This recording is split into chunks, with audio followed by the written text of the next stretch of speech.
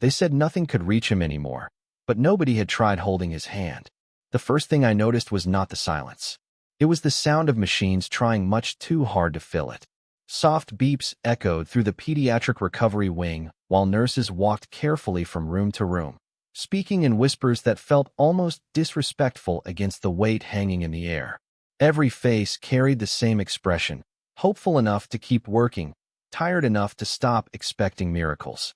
I adjusted the volunteer badge hanging around my neck and looked down at the folder someone had handed me only moments earlier. Ethan Romano, 7 years old. No words for 2 months. I closed the folder without reading another line. Children were never their paperwork. They were the small hands that reached for comfort, the frightened eyes searching for safety, and the tiny hearts waiting for someone patient enough to stay. A nurse caught up with me outside room 214. "Miss Brooks," she whispered, "we should tell you that several specialists have already tried. Therapists, doctors, child psychologists. He has not responded to anyone." I smiled gently. "Then I will not try to be anyone." She looked confused, but opened the door anyway. The room felt brighter than I expected. Morning sunlight spilled through the large window, painting warm lines across the wooden floor. A basket filled with untouched toys sat in one corner. Coloring books remained perfectly closed on the table. Near the window, a small boy sat quietly in a chair, staring at the clouds drifting across the blue sky as though the rest of the world no longer existed. His pale face looked far older than 7 years should allow. He never turned when I entered. He never blinked. He simply watched the sky. I could have introduced myself. I could have asked questions. Instead, I quietly placed my bag on the floor and sat beside him without saying a single word. Not across from him, not towering above him, just beside him, close enough to share the same patch of sunlight. Several long minutes passed. Neither of us moved. Finally, I rested my hand gently on the chair between us, leaving enough space for him to choose. I wanted him to know that every decision still belonged to him. Another minute slipped away, then another. Suddenly, I felt the faintest touch against my fingers. His tiny hand had moved only an inch, but it was enough. He wrapped 2 trembling fingers around mine and held them with surprising determination. Behind the glass window outside the room, I never noticed the tall man in the charcoal suit who had stopped walking the moment he saw his nephew reach for another human hand for the very first time in 2 endless months. The warmth of his tiny fingers caught me completely by surprise. They were shaking ever so slightly, yet he refused to let go. I did not tighten my grip. I simply let my hand rest beneath his, giving him the quiet reassurance that I was not going anywhere. The room remained perfectly still except for the soft rhythm of the heart monitor and the distant footsteps echoing through the hallway. I kept my eyes on the clouds outside the window instead of looking directly at Ethan. Children who have been carrying fear for too long often need company more than conversation. After several peaceful minutes, I smiled gently. "Those clouds look like little sailboats today." My voice stayed soft enough to blend into the quiet morning rather than interrupt it. Ethan did not answer, but I noticed the smallest movement at the corner of his mouth. It was not a smile. Not yet. It was simply recognition that someone beside him expected nothing in return. Outside the room, the hallway had quietly filled with people watching through the observation window. Nurses exchanged cautious glances. A pediatric therapist lowered the clipboard in her hands. Nobody wanted to breathe too loudly. Standing slightly apart from everyone else was a tall man in a perfectly tailored charcoal suit. His posture remained calm, but the tension in his blue eyes betrayed weeks of sleepless nights. He never took his eyes off the little boy. One of the doctors stepped beside him and whispered, "This is the first physical contact he has accepted since he arrived." The man nodded once without saying a word. His expression barely changed, but something behind his eyes softened almost imperceptibly. Back inside the room, I slowly reached into my canvas tote bag with my free hand and pulled out a tiny wooden sailboat no longer than 4 inches. It was unfinished, smooth, and completely unpainted. I placed it on the windowsill between us. "A little boy gave this to me 3 years ago," I said quietly. "He told me unfinished things are beautiful because they still have somewhere to go." Ethan's eyes shifted from the clouds to the little boat. It was the first time he had looked away from the window since I entered. He studied it carefully before his thumb gently brushed across the back of my hand. It lasted only a second, but every nurse outside noticed. A soft gasp escaped someone in the hallway. I finally turned my head just enough to meet Ethan's eyes. They were still filled with sadness, but they no longer looked completely alone. At that exact moment, the man outside slowly opened the door, stepped into the room with measured footsteps, and stopped several feet away. "My name is Dominic," he said quietly, his deep voice carrying more gratitude than authority. "Thank you for sitting with my nephew when the rest of us only kept asking him to speak." Dominic's voice was calm, but I could hear the exhaustion hidden beneath every word. It was the kind of tiredness that sleep could never fix. I looked up at him for the first time. He stood perfectly still a few feet away, dressed in an immaculate charcoal suit that somehow made the bright hospital room seem even quieter. His blue eyes never left Ethan. They were not the eyes of a powerful man at that moment.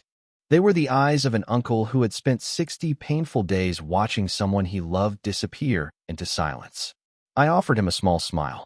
"I did not make him do anything," I said softly. "He chose to hold my hand." Dominic lowered his head ever so slightly, as though those simple words carried more hope than every medical report he had read. He reached into the inside pocket of his jacket and carefully placed a thick, white envelope on the nearby table. "Please accept this," he said. "There is no amount that could repay today, but I would like to try." I glanced at the envelope before gently sliding it back toward him without opening it. "I cannot." He looked genuinely surprised. "Why?" I turned my attention back to Ethan, whose tiny fingers still rested around mine. "Because if I take money for sitting beside a lonely child, the reason I came into this room changes." Silence settled over us again. Dominic studied me for several long seconds, searching for something that was apparently difficult to believe. Finally, he picked up the envelope and returned it to his pocket without another argument. "Then allow me to ask for something else," he said. "Would you come back tomorrow?" Before I could answer, I felt the smallest squeeze against my hand. Ethan's grip had tightened just enough for both of us to notice. I smiled without looking directly at him. I think he already answered for me. A quiet laugh escaped one of the nurses standing outside the door, followed by relieved smiles spreading across faces that had forgotten what optimism felt like. Even the attending physician looked lighter than he had only minutes earlier. Dominic glanced toward his nephew before speaking again. Every specialist who came into this room tried to lead him somewhere. He paused, watching Ethan trace one finger across the tiny wooden sailboat on the windowsill. "You simply met him where he already was." I felt warmth rise to my cheeks. "Children do not always need someone to fix their silence," I replied. "Sometimes they only need someone who is not afraid to share it." Dominic nodded slowly, committing every word to memory. As the morning sun drifted higher across the window, Ethan surprised us all again. Without saying a single word, he carefully lifted the unfinished wooden sailboat from the windowsill and placed it into my free hand before looking briefly toward his uncle, the quiet gesture saying more than an entire conversation ever could. When I returned the next morning, Ethan was already sitting by the same window, the unfinished wooden sailboat resting carefully on his lap. The moment I stepped into the room, his eyes lifted toward me instead of the clouds outside. It lasted only a heartbeat, but everyone noticed. The nurse standing beside the door smiled before quietly slipping out into the hallway, leaving us alone with the soft morning sunlight pouring across the floor. "Good morning," I whispered as I sat beside him again. "I brought something today." From my canvas tote bag, I pulled out a small box of colored pencils that had been worn smooth by dozens of tiny hands over the years. I opened the box and placed it between us without asking him to use it. After a few peaceful minutes, I selected a blue pencil and slowly colored one tiny sail on the wooden boat. Then I stopped. I set the pencil down beside him and waited. Ethan looked at the little boat for what felt like forever before carefully picking up a yellow pencil. His small hand trembled slightly as he added a bright sun above the sail. He still did not speak, but his picture carried something that words never could. Hope. I smiled without saying anything. Sometimes encouragement sounds a lot like silence. A gentle knock came at the door before Dominic stepped inside, carrying 2 paper cups of coffee. He paused the instant he saw Ethan drawing. For several seconds, he simply stood there, unable to hide the emotion softening his usually composed face. "He has not touched a pencil since." His voice faded before the sentence could finish. I looked up at him gently. "He is not becoming the little boy he used to be." Dominic frowned slightly. Then who was he becoming? I glanced toward Ethan, who had just drawn a second tiny figure standing beside the sailboat. Someone who finally feels safe enough to keep growing. Dominic remained silent, but I saw him blink a little longer than usual, as though he were holding back weeks of worry all at once. He placed one coffee beside me before quietly taking the chair across the room instead of interrupting our peaceful routine. For the next hour, nobody asked Ethan a single question. Nobody encouraged him to speak. We simply colored together while sunlight slowly crossed the floor. Before I left that afternoon, Ethan surprised us again. He reached into the pencil box, chose the green pencil, and gently placed it into Dominic's hand. My heart smiled before my face did. It was the first invitation he had offered anyone in 2 months, and his uncle accepted it with both gratitude and quiet tears shining in his blue eyes. The days settled into a quiet rhythm that nobody in the pediatric wing wanted to disturb. Every morning I arrived just after 8 o'clock, carrying my faded canvas tote and whatever small treasure I thought might brighten Ethan's day. Some mornings it was a picture book with beautiful watercolor illustrations. Other mornings it was a handful of smooth river stones or colorful autumn leaves gathered from the park on my walk to the hospital. None of those things mattered as much as simply showing up. By the end of the first week, Ethan no longer waited by the window. He waited near the door. The first time I opened it and found him already standing there, my heart nearly melted. He still did not speak, but he reached for my hand without hesitation. That tiny gesture carried more courage than most people realized. One afternoon, while Ethan quietly colored another sailboat at the small table, Dominic asked if I would join him for a cup of coffee in the family lounge. Ethan glanced up at me before looking toward his uncle. I smiled gently. "I will be right back." To my surprise, Ethan gave a single small nod. It was the first time he had agreed to let me leave the room without fear. The family lounge overlooked a peaceful hospital garden where butterflies drifted among blooming flowers. Dominic handed me a warm paper cup before sitting across from me. For a few moments, neither of us spoke. Finally, he broke the silence. "I asked someone to learn more about you." I looked at him with quiet curiosity rather than offense. "I assumed you would." He offered a faint, apologetic smile. "They told me you spend every Saturday reading to children at the public library. They also told me you deliver homemade soup to 2 elderly neighbors every Sunday." I lowered my eyes toward the coffee in my hands. "Those things are not very interesting." "They are to me," he answered softly. "Most people become kind after life has been kind to them. You became kind even though life was not." His words settled gently between us. I thought about the years helping my mother through illness, the extra jobs, the missed meals, and the countless moments when strangers had quietly helped me stand back up. "Kindness grows best when someone remembers what it felt like to need it," I whispered. Dominic did not answer immediately. He simply looked through the window toward the hospital garden where sunlight danced across the flowers. When we returned to Ethan's room a few minutes later, we found a new drawing waiting on the table. 3 simple figures stood beside the little sailboat beneath a bright yellow sun. One figure was small. One wore a round smile. One stood tall between them. Ethan looked at both of us before carefully sliding the picture into Dominic's hands. And for the first time since we had met, hope no longer felt fragile. It finally felt real.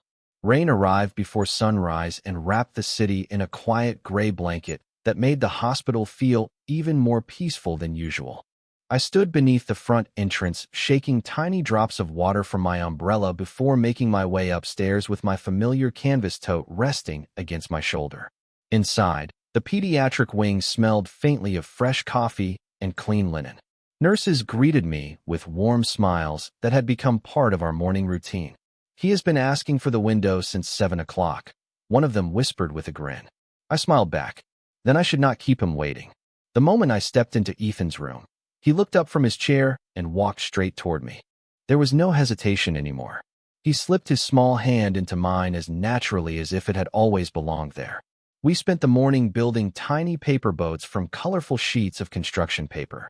Some floated perfectly across the shallow basin of water I had borrowed from the activity room. Others tipped over almost immediately. Every time one sank, Ethan quietly reached for another sheet without frustration. "That is how hope works," I said gently while folding another boat. "It keeps trying." He watched my hands carefully, copying every fold with patient determination. Around noon, heavy rain began tapping softly against the large hospital windows. Dominic arrived carrying 3 warm bowls of homemade chicken soup from a nearby family restaurant. "I thought today felt like soup weather," he said with an almost shy smile. It was the first time I had seen him bring lunch instead of business calls. We shared the simple meal together while Ethan sat between us, carefully dipping crackers into his soup with complete concentration. Nobody rushed the silence anymore. It had changed from something painful into something comforting. After lunch, the rain grew stronger, and thunder rolled gently in the distance. Instinctively, Ethan's fingers tightened around my hand for only a moment before slowly relaxing again. Dominic noticed the tiny movement and quietly looked at me. "A few weeks ago, he would have hidden under the blanket," he whispered. I looked toward Ethan, who was now watching raindrops race down the window instead of fearing them. He knows he is not facing the storm alone anymore. Dominic lowered his eyes for a moment before speaking almost to himself. "Neither am I." Those 4 quiet words settled deeply in my heart. Before I could answer, Ethan picked up one of the little paper boats we had folded together and gently placed it into Dominic's hand. Then he rested his other hand in mine, holding both of us at the same time, while rain continued falling peacefully beyond the glass, as though the entire world had decided to slow down just long enough for 3 lonely hearts to begin healing together. The following Tuesday began like every other morning, with sunlight spilling gently across the hospital floor and Ethan waiting by the door before I even had the chance to knock. His smile was still small, but it appeared more often now, arriving quietly like the first light before sunrise. He reached for my hand the instant I stepped inside, and together we walked toward the window where our growing collection of painted sailboats rested on the sill. Each one carried a different color, a different memory, and a silent reminder that healing rarely happened all at once. It arrived one small moment at a time. Dominic entered a few minutes later carrying a simple paper bag from the neighborhood bakery. Fresh cinnamon rolls filled the room with a warm, buttery aroma that made Ethan glance toward the table with curious eyes. Dominic smiled faintly when he noticed. "I thought we deserved breakfast together today." We shared the pastries while watching the morning sun brighten the city beyond the glass. Nobody hurried the conversation. Nobody expected miracles. We simply enjoyed being together. After breakfast, Ethan wandered toward the window carrying one of the tiny paper boats we had folded the day before. He carefully placed it beside the others before looking back at us. His fingers curled tightly around the windowsill. His shoulders rose with one slow breath. Then another. The room grew completely still. Even the hallway outside seemed to fall silent. Ethan turned toward Dominic first. His lips parted slightly, but no sound came out. Dominic remained exactly where he was, resisting every instinct to rush forward. His blue eyes shimmered with hope and fear all at once. I gently squeezed Ethan's hand without saying a single word. He looked at me for just a moment before finding the courage to try again. This time a tiny whisper slipped into the quiet room, so soft that I almost wondered if I had imagined it. "Uncle." The single word floated through the sunlight like the gentlest breeze. Dominic closed his eyes for a heartbeat as emotion washed across his face. When he opened them again, tears quietly rested there without embarrassment. He knelt beside Ethan instead of pulling him into a hurried embrace. "I am here," he answered softly. "I have always been here." Ethan gave the smallest nod before placing one hand in Dominic's and the other in mine exactly as he had done before. A nurse standing in the hallway covered her mouth as tears filled her own eyes. The doctor lowered his clipboard with an expression of quiet amazement. Nobody applauded. Nobody celebrated loudly. Some moments are too sacred for noise. As I looked at the little boy standing between us, I realized his first word had not only broken 2 months of silence. It had quietly reminded 2 lonely adults that the strongest voices are often the ones spoken with love instead of volume. After that morning, the hospital no longer felt like a place where people waited for bad news. It felt like a place where hope quietly learned to breathe again. Ethan did not suddenly become a talkative little boy. His words still arrived slowly, carefully, like tiny birds deciding whether it was finally safe to land. Nobody rushed him anymore. Every nurse, every therapist, and every doctor seemed to understand that healing had found its own gentle rhythm. One sunny afternoon, several weeks later, I arrived carrying a small potted sunflower instead of another paper boat. I thought we could grow something together, I said as I placed it on the windowsill beside our colorful collection of wooden sailboats.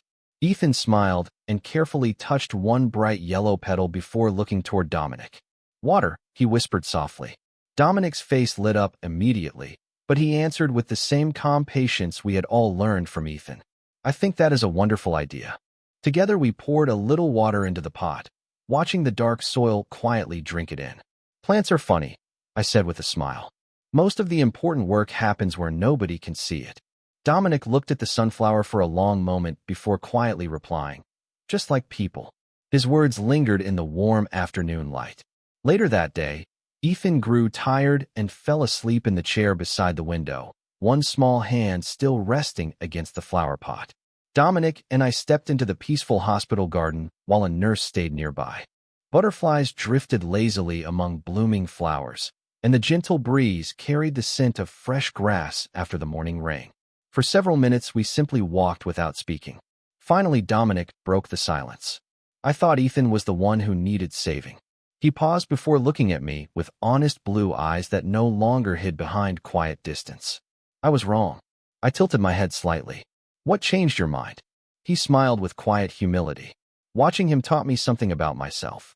I spent 2 months trying to rescue him from silence without realizing I had built walls around my own heart years ago. I felt the truth in his words because I had watched those walls slowly disappear one quiet morning at a time. Children have a remarkable way of showing adults where healing really begins, I whispered. Dominic nodded gently. You never tried to change either of us. No, I answered with a warm smile. I only stayed long enough for both of you to remember who you already were. As we returned toward Ethan's room together, sunlight streamed through the long hallway windows, and for the first time since I had walked into room 214, carrying nothing but patience and an open hand, I realized that the little boy had not only found his voice. He had quietly given one back to his uncle as well. 1 year later, the hospital invited families back for a small spring celebration in the children's garden, and as I walked through the familiar entrance carrying another little wooden sailboat, I realized the building no longer reminded me of fear. It reminded me of beginnings. The nurses greeted us with warm hugs. The doctors smiled without the heavy exhaustion I remembered from that first morning, and colorful paper boats made by young patients fluttered from tree branches in the gentle breeze. Ethan ran across the garden toward me with the boundless energy every 7-year-old deserved to have. Hannah, he called happily, his clear voice carrying across the flowers. I smiled as he wrapped both arms around me before proudly showing me the picture he had drawn that morning. It was another sailboat beneath a bright yellow sun, but this time there were 3 smiling figures standing on the shore instead of waiting beside the water. It is us, he said with complete confidence. Hearing him speak so naturally filled my heart with quiet gratitude. Dominic joined us a moment later, dressed in a simple navy jacket instead of the formal suits he had worn when we first met. He looked lighter now, as though every genuine smile Ethan had recovered had slowly found its way onto his own face as well. We walked together through the garden until we reached the small sunflower that had been planted months earlier. It had grown tall, bright, and strong, its golden petals turning toward the afternoon sun. Ethan carefully poured a little water around its roots before taking one of my hands and one of Dominic's. Everything grows, he said softly. Dominic looked at his nephew before turning toward me with eyes filled not with sadness, but with peace. You never came here to rescue us, he said quietly. You simply refused to leave when hope was still too small for the rest of us to see. I smiled and gently squeezed both of their hands. Hope has always been here, I answered. Sometimes it only needs someone willing to sit beside it until it remembers its own voice. We stood there together while children laughed in the distance and sunlight danced across the garden paths. I looked at the little wooden sailboat resting beneath the sunflower and thought about the first day I had walked into room 214, carrying nothing but patience and an open hand. I had believed I was volunteering to help one lonely little boy. Instead, I found 3 hearts quietly healing together, including my own. People often ask me what finally brought Ethan's voice back after 2 long months of silence. I always tell them the truth. It was never about finding the perfect words.